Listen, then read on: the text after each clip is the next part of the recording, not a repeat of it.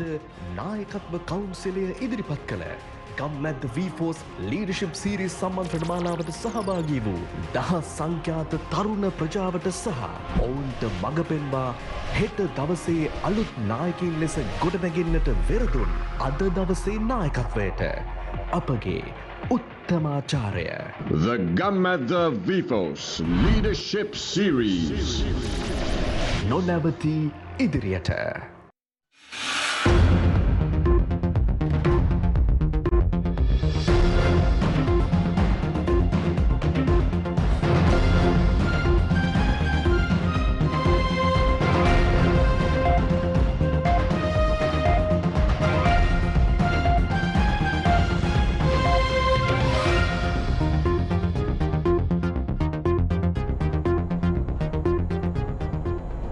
Good evening and welcome to Primetime News, coming to you live and direct from the Newsfirst studios here in Colombo.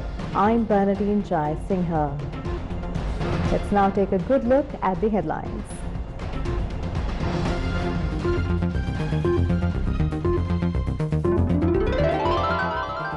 Poson Poya Day marked today. President cites governance based on 10 royal virtues as a precedent. Intelligence officials on site to probe sightings of Chinese nationals in military uniforms. Sri Lanka joins military exercises with Japan and America in Trincomalee. Prison inmates in Mahara and Valikada on a hunger strike.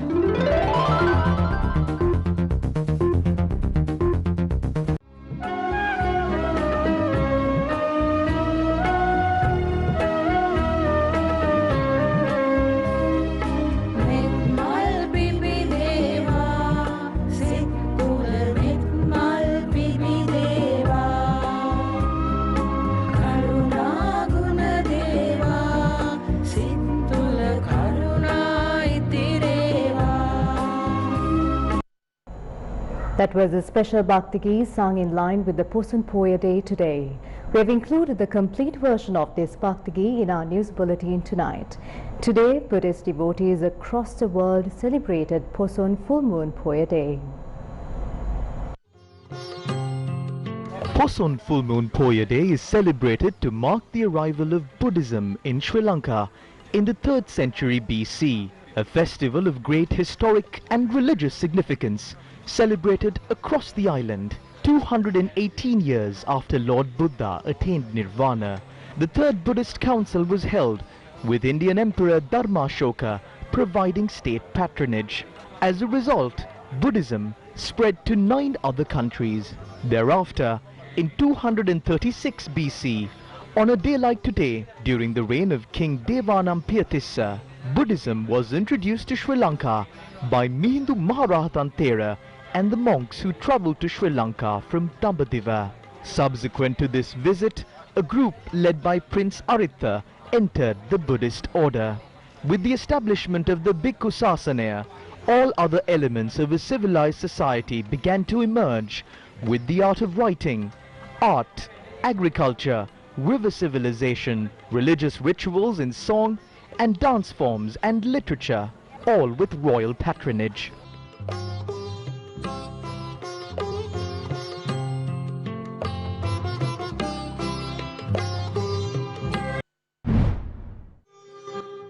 Buddhist devotees celebrated the Poson Poya Day today by abiding by health regulations and travel restrictions imposed due to COVID-19. This was the situation at temples which would otherwise have witnessed several devotees on this special day.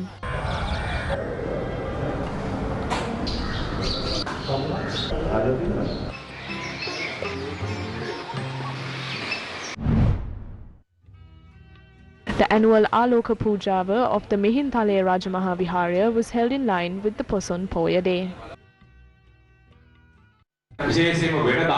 Usually, the Poson Poya Day is celebrated by the people, but taking the global pandemic into account, we have stepped aside from celebrations and have instead focused on engaging in religious offerings this time.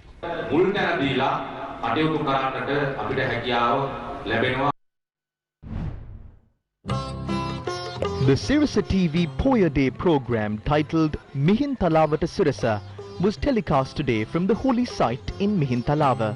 The program focused on guiding the people to attain nirvana.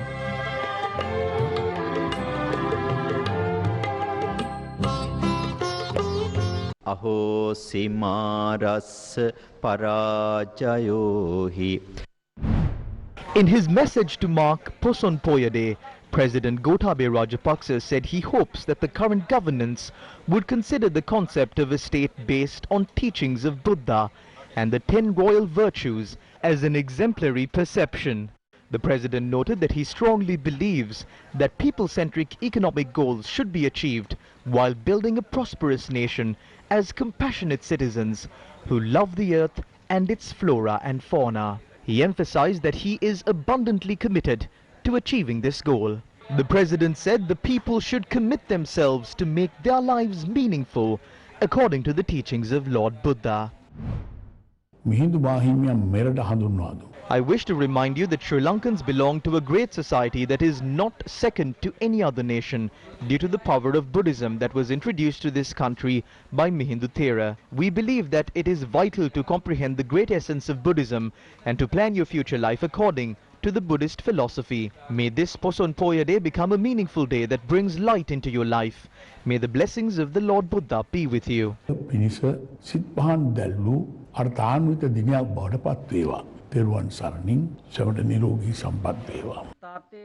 Prime Minister Mahinda Rajapaksa engaged in religious observances at the Carlton residence in Tangol today. Venerable Polvate Premananda Thera of the Vanavasi Kudavihara in Tangol participated in the ceremony. Opposition leader Sajid Premadasa said that the arrival of Arahat Mahinda that promoted humanity, compassion, kindness and justice is invaluable. In his message, the opposition leader noted that Buddhism is a belief that is closely linked to nature and that it has been reflected in the modern times. Meanwhile, 93 prisoners at 28 prisons were released under presidential pardon in line with Poson Poya Day. The released prisoners include 16 who were charged under the Prevention of Terrorism Act. Among them, 15 were at the Anuradhapura prison and 1 was at the Jaffna prison. These prisoners had been in remand for a long period and had been served punishments by court. 77 prisoners who were serving time for ordinary offences had been released today. They were subjected to PCR tests. They will be subjected to home quarantine under health guidelines.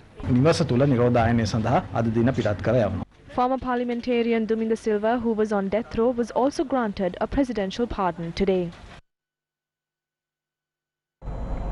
A group of inmates at the Mahara and Valikiri prisons are currently engaged in a hunger strike.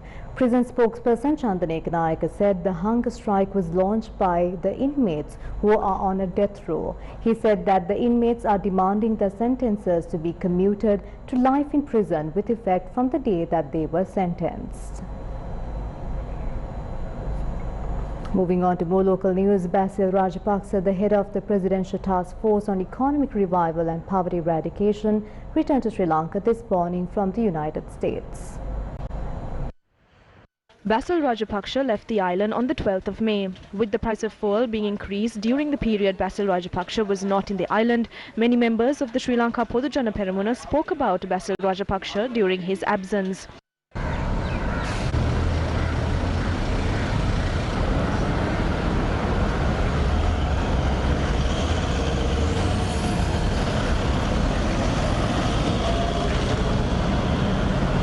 State Minister Nimal Lanza, who arrived at the airport to welcome Basil Rajapaksa, spoke to the media.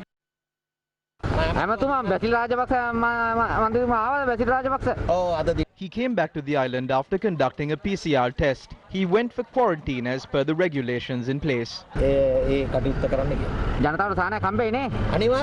Pohotua party clearly asked for concessions to be given to the people because the people are struggling amid the COVID-19 pandemic. The President, Prime Minister and all of us unequivocally accepted the fact that people must be given some concessions, and that is what we are trying to do.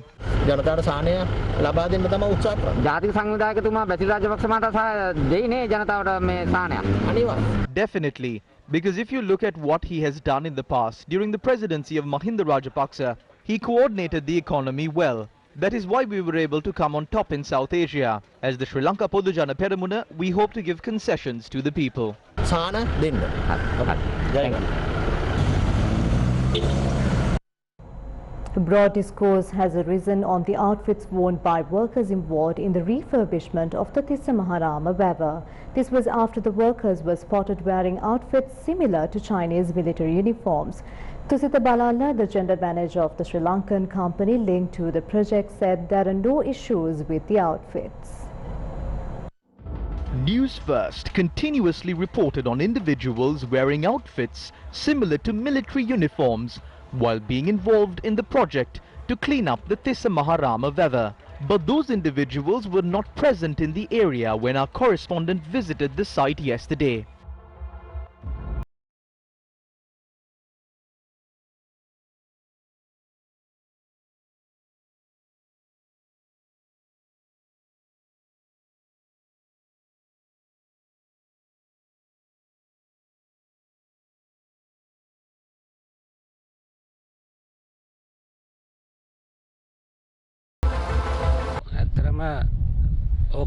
That is their overall kit. Following yesterday's incident, intelligence officers visited the area and compared it with camouflage military kits. They said that there is no issue in wearing such garments as they are worn usually by the Chinese at work sites. We did not consider it seriously as well. It's been 6 months since they arrived here. They can be seen in the area. They have been at Tissa Maharama for a month. I wish to state that this is not the Chinese military uniform. You can see it for yourself. Intelligence officers have said that there is no issue with this. We are not receiving any benefit from the government. We will only reap some benefit by selling clay and sand. The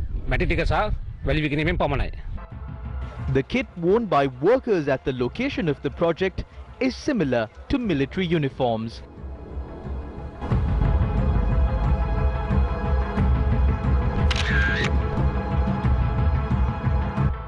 It contains parts on which emblems and logos can be attached onto a uniform.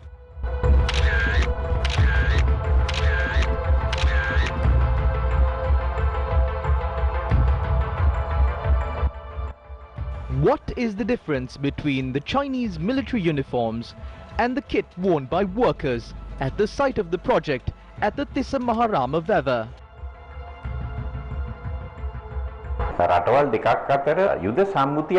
Personnel don't have the power to operate in another country within the role of a military unless there is an agreement to that effect. If they are engaged in an official operation while being clad in uniform, then the country must be informed about the amount of personnel who would be involved in the project. Do they need military personnel to clean the Weather? Are these military personnel? The government must issue a clear statement on this. They must hold talks with China and clarify this situation. Meanwhile, the Chinese embassy in Sri Lanka has responded actively over the incident on Twitter. Yesterday, the Chinese embassy tweeted that Newsfirst had carried a misleading headline despite knowing that they are only workers and not Chinese military personnel. Newsfirst responded on Twitter by saying, quote, "Newsfirst never actually said that, but we understand. No Twitter back home for you because it's blocked. So you get a little excited with all the freedom in Sri Lanka. Enjoy our freedom, but obey our laws," unquote. The project to clean the Tissa Maharama Weather in Hambantota was launched on the 20th of this month under the Irrigation Prosperity Program. The event was graced by the minister in charge of the subject. Jet suction dredgers have been installed at the site of the project to clear soil and mud from the Weather. The project is being carried out as a Chinese joint venture. Meanwhile, the leader of the Janasatha Peramuna, Venerable Battaramulle Seelaratna Thero, visited the site of the project at the Tissa Maharama Weather today. Why did they allow the Chinese to clean this Weather, which is of historical importance? This may contain ancient artifacts which are valuable. They would be able to get hold of it. Look at what is happening. Don't sell off the country if you can't manage it. The Buddhist monks shouldn't allow this country to be sold off.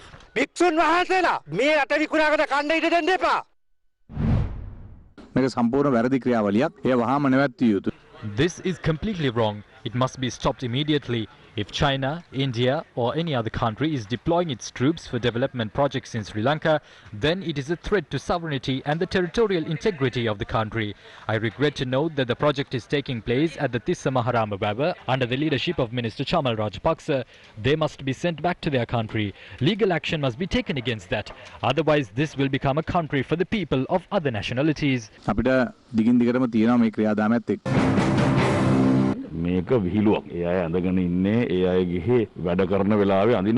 This is a joke. They had been wearing their overall kit at the worksite. If you visit a worksite, you will be able to spot that kit. Therefore, that is a working overall kit. Some cannot identify a working overall kit.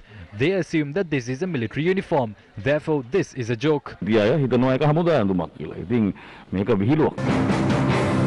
MCC ගිවිසුම රට පාවා දෙනවා කියලා ආපු මේ කොහොට්ටු ආණ්ඩුව. This government came to power saying that they will not betray the country through the MCC agreement. What are they doing now? We saw that individuals clad in kits similar to the uniform of the Chinese military is involved in the project to refurbish the Baba. A civilian spotted in an outfit similar to a military uniform will be arrested. I would like to challenge them to arrest the Chinese who are wearing an outfit similar to a military uniform. Farmers obtain this water free of charge, but are they trying to sell it to the Chinese? අපි මේ ජුන්ටාවෙන් අහන්නේ American nav වෙනවා, ජපන් nav වෙනවා, තායෝකෙක් බෝට්ටු වෙනවා, යුද හමුදා අඳුන් කැඳගෙන වැලිගොඩ දානවා මේවා නොඑක්කද පේනවා. Vessels from the US and Japan, along with boats from other countries, are arriving in the country. They are engaging in projects with kits similar to military uniform. If this is the current situation, how would things turn out in future? Sometimes we might have concerns about the people's security as well. If we are allowing foreign nations to act as they wish in our country, we don't know how we would be affected by this. We call on the people to organize themselves against this. If we are favoring one country, then the others will sever ties with us. If they are carrying out administrative activities in an ad hoc manner, that would spell the end of this country and the people.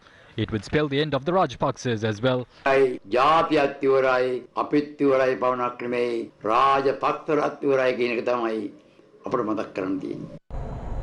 naval exercise involving Sri Lanka Navy, US Navy and the Japanese Maritime Self-Defense Force got underway today. The event will run until the 30th of June in the seas of Trincomalee. The joint naval exercise got underway at the naval dockyard in Trincomalee under the patronage of Deputy Chief of Staff and Commander of the Eastern Navy Area, Rear Admiral Y. N. Jayaratna. The naval attaché of the United States Embassy in Sri Lanka, Lieutenant Commander Richard Lister, and other embassy officials were present at the event. The exercise is aimed at enhancing maritime engagement, fostering coordination in maritime challenges, gaining a better understanding of the operational environment, enhancing mutual capability in maritime security cooperation, and also operating in line with international law. The main objectives of the exercise, known as Carat 21, also includes facilitating linkages between maritime components and law enforcement authorities, and deepening partnership among the Sri Lankan Navy, US Navy, and Japanese Maritime Self-Defense Force. The multilateral naval exercise took place at the Trincomalee harbour today and will continue tomorrow, while the sea phase will be held from the 26th to the 30th of June in the seas of Trincomalee. The naval exercises will feature joint training opportunities, including humanitarian assistance and disaster relief, maritime domain awareness, maritime aviation replenishment at sea, surface, visit board search and seizure, and search and rescue. They will be carried out adhering to COVID-19 protocols that are in effect due to the pandemic concerns. The Sri Lanka's Navy offshore patrol vessels SLNS Sayurala and Gajabahu and Bell 212 and 412 helicopters, as well as the B-200 Beechcraft of the Sri Lanka Air Force, will be used in the exercises. A littoral combat ship known as the USS Charleston, a maritime patrol aircraft, the Boeing P-8 Poseidon, and an MH-60S helicopter of the US will also be involved in the exercises. Apart from that, a destroyer named JMSDS Yugiri and an SH-60J patrol helicopter from the Japanese Maritime Self-Defense Force are also expected to join the exercise. Farmers who once visited their paddy fields to feed the nation are now forced to take to the streets. The demands are nothing but fertilizer. Protests demanding adequate fertilizer took place in the country today as well.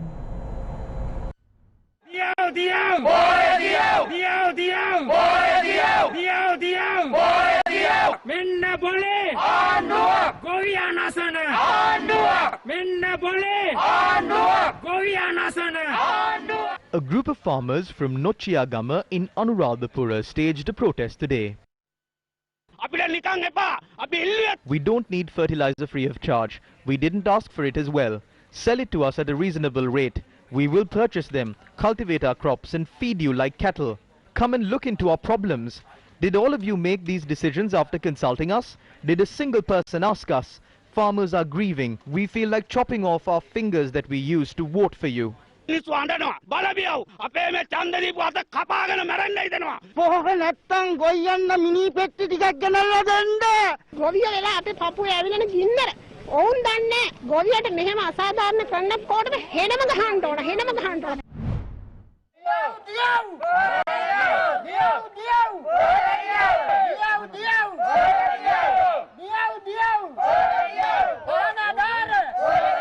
Farmers in Ridhimaliadda in Badulla also staged a protest.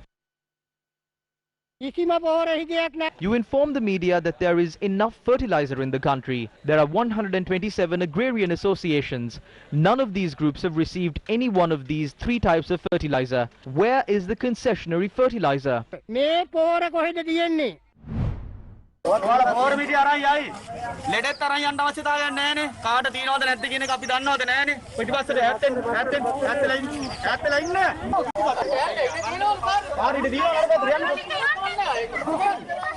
Farmers visited a store in Vilgamur while disregarding travel restrictions that are in effect. Officials of the Consumer Affairs Authority had raided the store upon receiving information that fertilizer was being sold at exorbitant rates. Farmers had then visited the store after being informed that fertilizer will be sold at 1,500 rupees. They have given fertilizer to the Agrarian Services Centre and are attempting to sell it in the black market.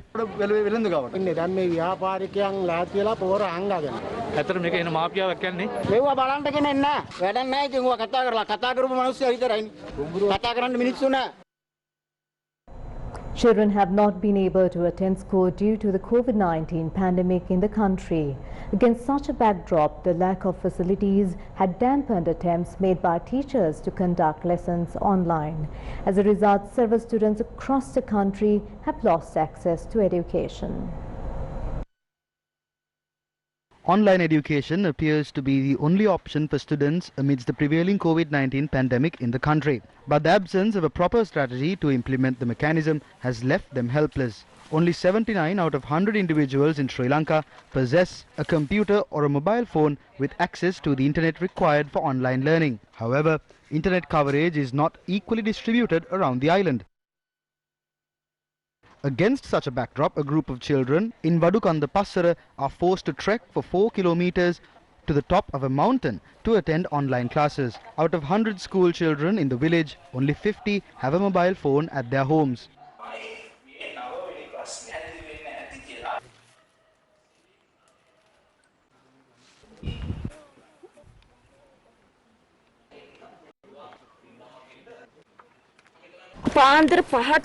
We have to walk here with our children after waking up at 5 in the morning and preparing food. The mountain is extremely steep. Our children may slip and fall. We are educating our children amidst many difficulties. Please provide internet coverage to our village.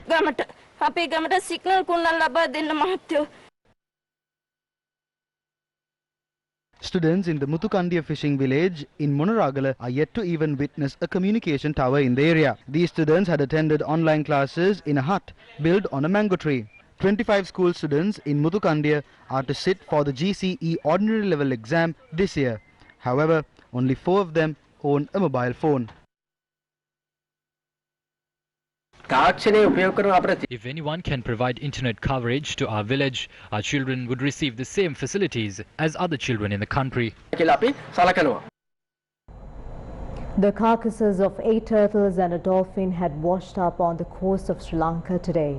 Turtles are known for their lifespan that often extends up to centuries, but the Express Pearl maritime disaster has seen the deaths of these creatures in the recent days. Although it's been more than a month since the incident occurred, what steps have officials taken regarding this? Questions have been raised on the status of the investigation into this disaster as well. A Posun-Poya day like today signifies the need to stop harming animals. It is on a day like this that we wish to remind officials about these matters. The carcasses of 2 turtles washed up on the Ratmalana coast this morning. The carcass of a turtle had washed up on the coast of Mount Lavinia as well.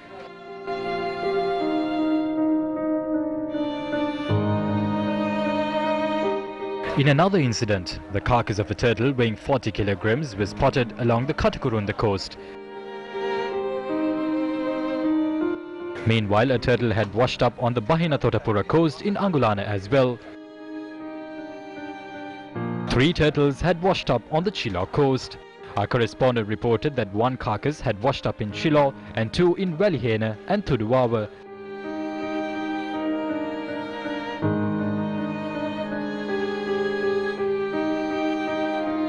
Meanwhile, the carcass of a dolphin was spotted along the Wenapua coast as well.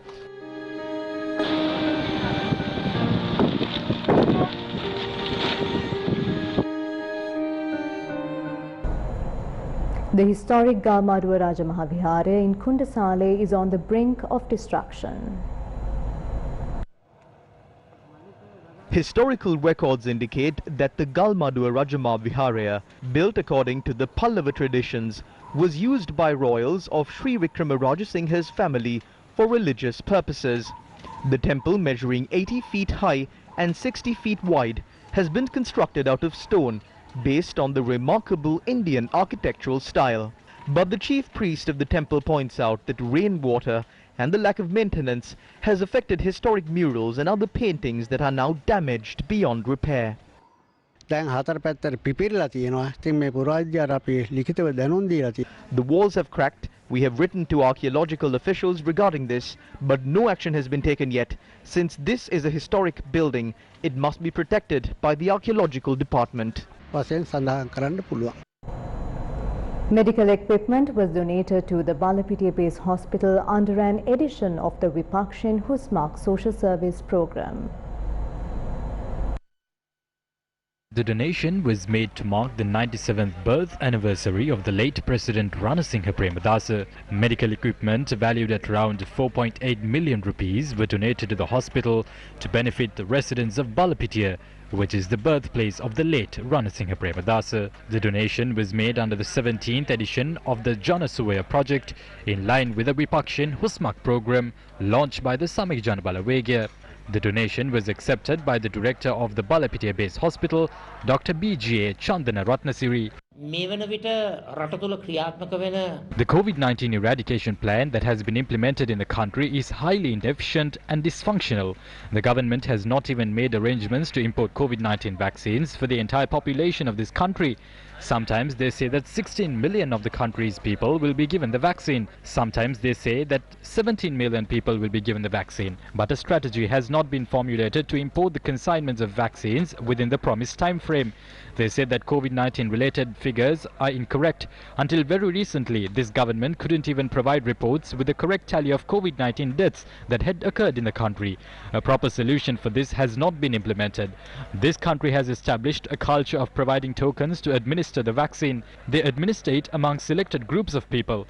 I would like to tell the government to immediately end these inhumane activities, prioritize humanity, prioritize the lives of human beings.